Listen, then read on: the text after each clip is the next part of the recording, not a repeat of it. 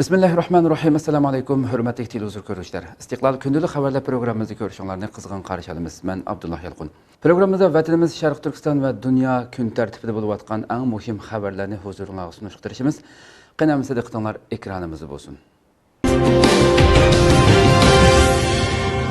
Gordon Chang Amerikaning Xitoy bilan elishishdan boshqa tanlashi yo'qligini bildirdi. Yaqindan buyon Amerika-Xitoy munosabatlarida yana bir qator davolg'ishlar ko'rilmoqda. Bo'libmi 23 avgust kuni Xitoy rejimi avtomobil va avtomobil zapchastlarini o'z ichiga olgan 5078 xil Amerika mahsulotiga qarata tamojna bejini o'stiradiganligini e'lon qilgandan keyin Amerika prezidenti Trump Xitoyni qattiq aybladi. U Amerikaning nurg'un yillardan buyon Xitoy sababidan ziyon tortib kelganligini, Xitoyning Amerikaning aqliy mulklarini o'g'irlab Amerikaga to'xtamay ziyon solganligini bildirdi. Shu kuni u hatto qadrli do'stim deb atab kelayotgan Xitoy raisi Xi Jinpingni Twitter'dagi uchurida eng chong dushman Jay Powellmi yoki Xi Jinpingmi deyish orqali uni tunji qatim eng chong dushman deb atadi. Prezident Trump yana 24 avgust kuni Fransiyadagi G7 davlatlar boshliqlari yig'inida Xitoy haqida to'xtalib, o'zining alohida huquqini ishlatish orqali barliq Amerika shirkatlarini Xitoydan chekinib chiqishga buyruq qila oladiganligini aytdi. Arqadilla Xitoyning muavin bosh ministri Liu He bayonot berib, Xitoy savdo suhbatlarini jiddiylashtirishni xohlamaydi. Biz masalani tinch kayfiyat ichida hal qilish tarafdorimiz dedi. Natijada prezident Trumpmo qaytadan ikki davlatning savdo suhbatlariga umidvor qaraydiganligini ifoda qildi. CNBC xabarlarining bildirishicha, 1-sentabr yakshanba kuni Xitoy rejimi bir qism Amerika mahsulotlariga qo'yilgan bojni rasmiy ishga kirishtirgan. Ammo u aslida e'lon qilingan mahsulotlarning aran 3dan 1 qismini tashkil qildi ekan. Amerikaning avtomobil va zapchastlarga qo'yilgan boj bu yil dekabrda ishga kirishdi ekan. Amerika va Xitoyning savdo suhbatlari va uningga yondosh masalalardagi tirkishishlari hozir dunyo kuchlik diqqat qilayotgan bir masala bo'lib qoldi. Erkin Osiyo radiosi ikki davlat munosabatlaridagi savdo munosabatlarini asos qilgan holda bu sohadagi tunilgan tadqiqotchi 2001-yili e'lon qilinib zo'r ta'sir qo'zg'agan Xitoyda yuz bergusi Yimirilish nomli kitobning avtori Gordon Chang apandini ziyorat qilgan va uningdan Amerika hukumatining Xitoyga qaratayotgan siyosatlari haqidagi ko'z qarashlarini so'ragan. Gordon Chang ifoda bildirib, "Mencha prezident Trump Magnitskiy qonunni imzolagan taqdirda savdo kelishimi vayron bo'ldi deb qarayotdi. Men buni to'g'ri yo'l deyolmayman. Birinchidan, Amerika buningga qarshi cho'qim bir harakat qo'llanishi kerak. Ikkinchidan, men yana buni Xitoy bilan suhbatlashishning usulini bilmaganlik deb qarayman. Siz Xitoyga yo'l qo'ysangiz bo'lmaydi. Siz avval harakatni qo'llanib, ularga shartni qo'yishingiz kerak. Shunda ular o'zlarining boshqa chiqish yo'li yo'qligini tushundi va sizning shartlaringizga ko'nadi. Shunga men prezident Trump qo'lida bor narsaning hammasi bilan Xitoyga zarb berishi, hargizmi yaxshi niyat bilan umid kutib o'ltirmasligi kerak deb qarayman. Bir balvoq bir yo'l qurilishi hozir kishilarni burunqidek o'ziga jalb qildi deb qaramayman. Ondan qolsa men bizning Xitoy bilan qarishilishdan boshqa yo'limiz yo'qligiga ishonaman. Buningga sabab bo'layotgan biz emas, balki Xitoy. Garchi hech qanday bir amerikalik amaldor Xitoy bilan tirkishishni xohlamasimi, ammo Xitoy bizga ular bilan hamkorlashib o'tadigan bir fursat qo'ymayotdi. Shunga bu bizdagi masala emas, Xitoydagi masala. Menchi biz oxiri berib Xitoy bilan elishimiz. Bizning boshqa tanlashimiz yo'q deganlarni bildirdi.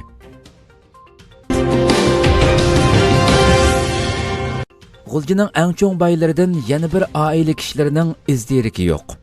Xitoyning Sharq Turkistonda puldor savdogarlar bo'libmi jamoat ichida belgilik ta'siriga ega saxovatchi Uyg'ur tijoratchilariga qaratgan har turli ziyonkashliklari kun sari kuchaymoqda va nurg'un tijoratchi Uyg'urlar ko'plab tutqun qilinib, turli yo'qilang tuhmatlari bilan jazo lagerlari va turmalarda qamoqqa kesilgandan boshqa ularning mol-mulklari to'nglatilib yoki musodir qilinib, iqtisodiy jihatdan vayron qilinmoqda. Yangidan egallagan uchurlarimizga ko'ra, G'uljining eng cho'ng tijoratchilaridan biri bo'lgan Imom Ro'zi 76 yosh va uning ikki o'g'li Toshmamat Imom 46 yosh, Yarmamat Imom 44 yosh va uning nurg'un urug' tuqqanlari Xitoy tarafidan 2018-yili 2-oydan 8-oygacha bo'lgan oraliqlarda tutqun qilingan. Ularning chet eldagi urug' tuqqanlarining istansimizga bildirishicha, mazkur dada bolalar hozir G'uljining Bo'z turmasida tutib turilmoqda bo'lib, 8-oyning 23-kuni ularga atalmish yepiq sud ochilgan va hukmning 10-oyda e'lon qilinganligi bildirilgan. Mazkur oila G'uljida tunilgan tijoratchi oila bo'lib, 20 yildan ko'proq vaqtdan buyon Qozog'istonga temir mahsulotlari eksport qilishda oldingi qatorda turib kelgan boylardan ekan. tuqqanlarning bildirishicha, Xitoy ularning millionlagan dollar qimmatidagi mol-mulkini to'ng'itib o'tgan bo'lib, ularning Xitoyning Uyg'ur puldorlarini va saxovatchilarini yo'qotish siyosatining qurboni bo'lib ketganligini aytishdi. Va ular oilasi uchirgan bu nohaqchilikka qarshi chet ellarda oxirgacha tuqqanlarning da'vosini qildiganligini bildirishdi.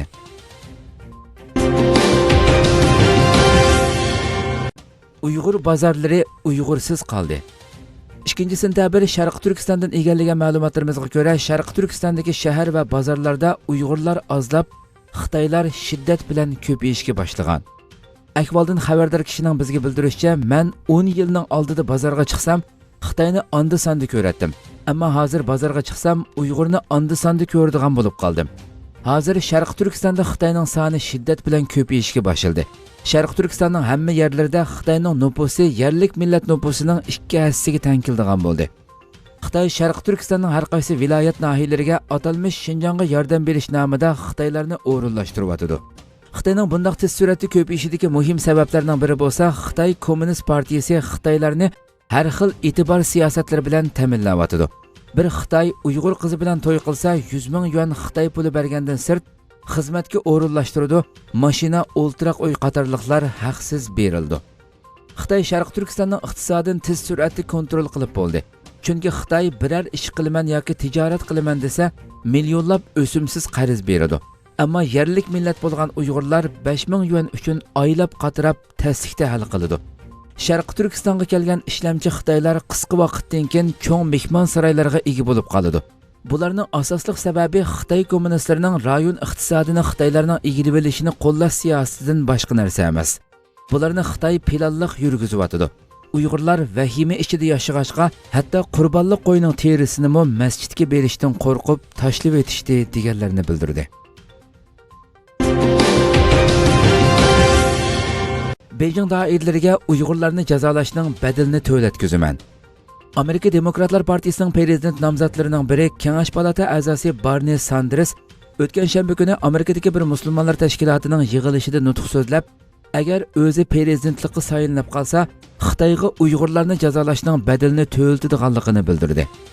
Bernie Sanders Uyg'ur kishilik huquq qonun loyihasiga imzo qo'ygan Kengash palata a'zosi. Shundaqla 2020 yildagi Amerika prezident saylamining Demokratlar Partiyasi nomzodligini talashayotgan kuchli kandidatlarning biridir. U yuqorqi so'zlarni 31 avgust kuni Teksas shtatining Houston shahrida o'tkazilgan Shimoliy Amerika Islom jamiyatining yillik yig'inida ta'kidladi. Bernie Sanders prezident Trumpni tanqidlab mundaq dedi: "Men shuni aniq aytay. Men dunyodagi istibdod hokimiyatlarga herisman, hozirgi prezidentdan farqli holda demokratiya va kishilik huquqni Amerikaning eng oldingi xizmat nishoni qilib tanlayman. Biz so'zlayotgan hozirning o'zida Xitoy Sharq Turkistondagi musulmonlarga qarata keng ko'lamli qamash programmasini yo'lga qo'ymoqda. Mening hukumatim bizning xalqaro ittifoqdoshlarimiz bilan hamkorlashib, Beijingga musulmon fuqarolarini yoki boshqa har qanday bir xalqlar to'pini xo'rlasa, uning xalqaro va iqtisodiy o'rniga ziyon yetadiganligini to'ntib qo'yamiz. Biz uning bu qilmishiga yo'l qo'ymaymiz" dedi. Navbatda Xitoyning 3 milliondan ortiq Uyg'urni yig'ib olish lagerlariga qamishi va Amerika hukumatining buningga qarshi qanday tadbir qo'llanishi kerakligi prezident nomzodlarining munoziralaridagi nozik bir tema bo'lib kelmoqda. Xitoyning yog'och ot nomli virusining Uyg'urlarga qaratilganligi oshkorlandi. Google shirkati yaqinda yog'och ot nomli maxsus iPhone qo'llanuvchi Uyg'urlarni nishon qilgan bir Xitoy jasuslik virusini bayqadi. Amerika taratqullarining xabar qilishicha, Google shirkati bu virusning ba'zi ziyonli tor batlariga yushiringanligi, uning bu tor batlariga kirgan Uyg'urlarning iPhone'iga yuqib, iPhone'dagi sonliq uchurlarni o'g'irlaydiganligini bildirdi. Bu uchurni Amerikadagi Forbes va TechCrunch nomli bir texnika tori o'tgan haftaning oxiridagi xabarda oshkorildi. Xabarda qayd qilinishicha, bu jasuslik virusi maxsus Uyg'urlarning iPhone'iga yuqadigan. Xabarda bu virusning iPhone ishlatuvchilarining iPhone'dagi mavjud bexatarlik bo'shligidan foydalanib, iPhone ishlatuvchining surat, WhatsApp, Telegram, iMessage qatorliq aloqa yumtallaridagi uchurlarini, shunaqla ishlatuvchining o'rni qatorliq uchurlarni o'g'irlagan bo'lishi mumkinligi bildirildi. Xabarda ta'kidlanishicha, Google shirkatidagi mutaxassislar bu virusni bayqab, ahvolni Alma shirkatiga ma'lum qilgan. Alma bu yil 2-oyda bexatarlikni kuchaytirib, iPhone'dagi bu bo'shliqni etib o'tgan. Lekin Google shirkati iPhone ishlatuvchi qancha Uyg'urning va konkret qaysi abonentlarning hujumga uchraganligini tilga olmagan. Xabarda qayd qilinishicha, Google shirkati o'tgan hafta buningga doir ba'zi tafsilotlarni oshkorlagan bo'lib, uningda faqat ba'zi ijtimoiy to'plarning iPhone sonliq uchuri o'g'irlangan bo'lishi mumkin. Agar abont yuqumlangan biror tur betiga kirgan bo'lsa, u hujum nishoniga aylangan bo'lishi va hujumda har haftasi necha ming abont ta'sirga uchragan bo'lishi mumkin deyilgan. Forbes jurnalining xabarida qayd qilinishicha, Alma shirkatining iPhone'i bu virusning hujum nishoni bo'lib qolmay, Google'ning Android sistemasi va Microsoft'ning Windows sistemasini o'rnatgan kompyuterlarmi bu virusning hujum nishoni ekan.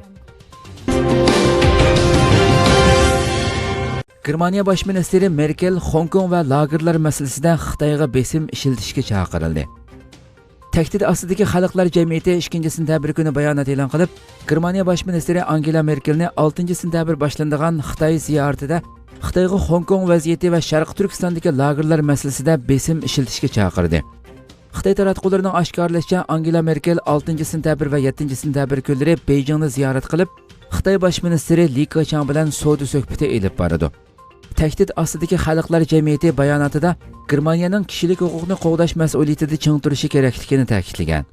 Bayonotda mazkur tashkilotning irqiy qirg'inchilikning oldini olish ishlariga mas'ul mutaxassisi Xano Shedler Hong Kong vaziyatining muqimsizligi petib qolganligi, Germaniyaning Xitoy rejimini zo'ravonlikning kuchayishining oldini olish, Hong Kong xalqi bilan suhbat o'tkazishga chaqirishni talab qilgan.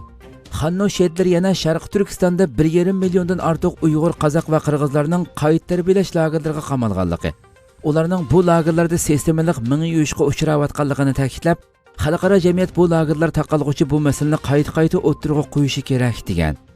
Xanno Shedlerning ta'kidlashicha, bosh ministr Merkel o'zining Xitoy bosh ministri Li Keqiang bilan o'tkazilgan suhbatida uningga izchil besim ishiltishi kerak ekan. Angela Merkelning ziyorati Xitoy rejimi Germaniya parlamentining 2 nafar nufuzli a'zosiga viza berishni rad qilgan bir vaqtda elib berildi ekan. Germaniya parlamentining digital komiteti bilan kishilik huquq komiteti bu yil 8 va 9 oylarda Xitoyning Beijing, Shanxay, Chongqing qatorliq shaharlarini va Sharq Turkistonni ziyorat qilmoqchi bo'lgan. Lekin Xitoy rejimi vakillar ichida Uyg'urlarni qo'llaydigan 2 nafar kishining borligini bahona qilib, Germaniya parlamentining 2 nafar nufuzli a'zosiga viza berishni rad qilgan edi.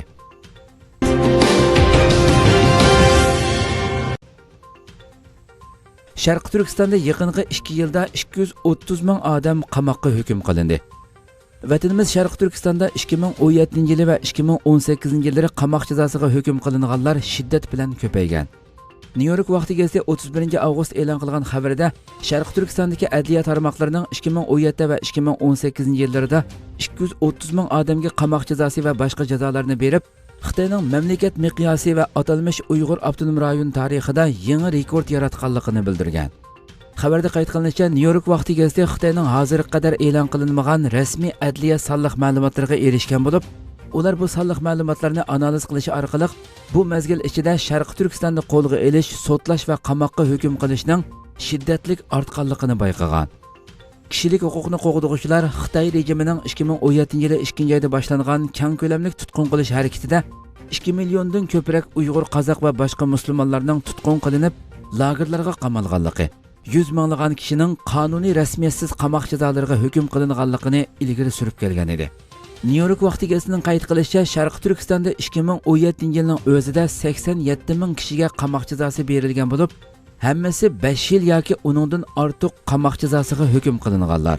Ularning soni oldingi yilqidan 10 hassa ko'paygan. Shu yili davlat bexatarligiga tahdid selishga munosabatli delolar 60,510 ga, ijtimoiy tartibni qalaymaqon qilishga munosabatli delolar 50 mingga yetgan. Halbuki Fransiya agentligining xabarida qayd qilinishicha, rayonda 2007 yili davlat bexatarligiga aloqador delolar 1710, ijtimoiy tartibni qalaymaqon qilishga aloqador delolar 1764 ekan. Amerika George Washington Universiteti Qonun institutining professori Donald Clark New York vaqti gazetasiga qilgan bu vaqtdagi so'zda sotchilarning bunchalik ko'p deloni adil bir taraf qilishini tasavvur qilish mumkin emasligini bildirdi. U agar ular kollektiv sud ochmagan bo'lsa, sotchilar oq qog'ozni soqchi va taftishlarning qo'liga tutqizib, hukmnomani o'zlarining to'shqizib olishiga topshirgan bo'ldi degan.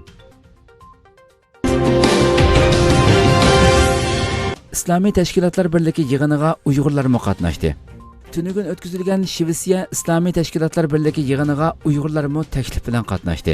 Her yili 2 kun davomlashadigan Shvetsiya İslomiy tashkilotlar birligining yillik yig'ini 1-sentabr Shvetsiyaning Katrin Holm rayonidagi faoliyat o'rnida o'tkazildi.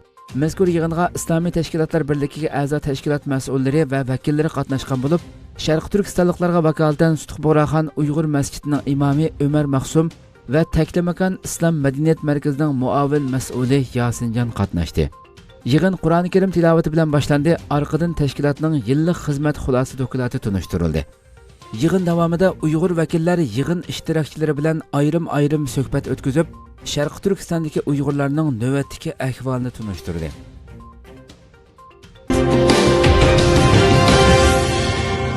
Xitoy Falastin bilan 15 million dollarlik yordam plani kelishimi imzoladi. O'tir Sharq kuzatuvchi to'rining 31 avgustdagi xabarda ko'rsatilishicha, Xitoy Falastin bilan 15 million dollarlik yordam plani kelishimi imzolagan. Falastin Ministrlar Kengashi bosh kotibi Amjad G'anim Xitoy bosh elchisi Govi bilan bu kelishimni imzolagan bo'lib, yordam pulining o'quvchilar va kambag'allar uchun ishlatilganligini bildirdi. Amjad G'anim bu yordam planining dal vaqtida bo'lganligini va Xitoy rejimiga rahmat aytadiganligini bildirib, bu bizning Xitoy rejim bilan tunji qatim hamkorlashishimiz emas. Shunaqla oxirgi qismi emas. Xitoy rejimi necha 10 yildan buyon bizni izchil qo'llab keldi deganlarni ta'kidladi. Xitoy bosh elchisi Govimo Xitoyning toki Falastin ozodligini qo'lga keltirguncha fan-texnika jihatdan texmo ko'plagan yordamlar bilan ta'minlaydiganligini bildirdi. Falastin yillardan buyon Xitoy bilan izchil yaqin munosabatda bo'lib kelgan bo'lib, yaqinda Xitoyning Sharq Turkistondagi bostirish siyosatini qo'llab Birlashgan Millatlar Tashkilotiga maktub sunishi, shunaqla necha kun burun ochilgan Birlashgan Millatlar Tashkiloti kishilik huquq yig'inida Dunyo Uyg'ur qurultiyi bilan bo'lgan ko'rishishni amaldan qoldirishi xalqaro jamiyatning tanqidiga uchradi. Turkiyada faoliyat olib berayotgan Sharq Turkiston tashkilotlar birligi tarafidan xalqimizga uqtirish e'lon qilindi. Uqtirishda munolar tilga olindi. Assalomu alaykum hurmatli muhojir qarindoshlar. Qo'lida Turkiyada turish ruxsati, ya'ni iqomat bo'lmaslik sababidan qiyinchilikqa uchrayotgan qarindoshlarning masalasining hal bo'lishi uchun tez suratda Turkiyada turish ruxsati iqomat olish to'g'risida Turkiya Ichki ishlar ministrligi va ko'chmanlar idorasi markazining hujjat tushirishi bilan İstanbulda yashayotgan, ammo ilgari hech qanday turdagi Turkiyada turish ruxsati iqomat ololmagan, uzun muddatlik Turkiyada turish ruxsati iqomat bekor bo'lib ketgan, ko'chmanlar idorasida imzo qo'yayotgan, qonunliq turish huquqidan mahrum qolgan barliq Uyg'ur qarindoshlarining Turkiyada insoniy turish ruxsati iqomat iltimosi bu haftaning oxiri, ya'ni 9-oyning 7-kuni atigan soat 8:30 dan 17 gacha qabul qilindi. Iltimos qilish o'rni İstanbul shaharlik ko'chmanlar idorasi Vatan Caddesi yo'lidagi xizmat binosida. Askartish, iltimos qiluvchilarning Word hujjatidagi talab qilingan materiallarni tayyorlab kelishi tavsiya qilindi. Turkiyada insoniy turish ruxsati, ya'ni insoniy iqomat uchun Sharq Turkiston ma'rifa hamkorlik jamiyatiga tizimlatgan va tizimlatmaganlarning hammasi 9-oyning 7-kuni ko'chmanlar idorasiga borsa bo'ladi. Oxirgi bir oy ichida Turkiyada insoniy turish ruxsati, insoniy iqomat uchun ko'chmanlar idorasiga iltimos qilganlar qayta kelmasimi bo'ladi. Hurmatli televizor ko'ruvchilar, shuna qilib bugungi xabarlarimiz mushada oxirlashdi. Inshaalloh atiki programmamizni ko'rishgacha sizlarni Janobiy Allohga topshiramiz.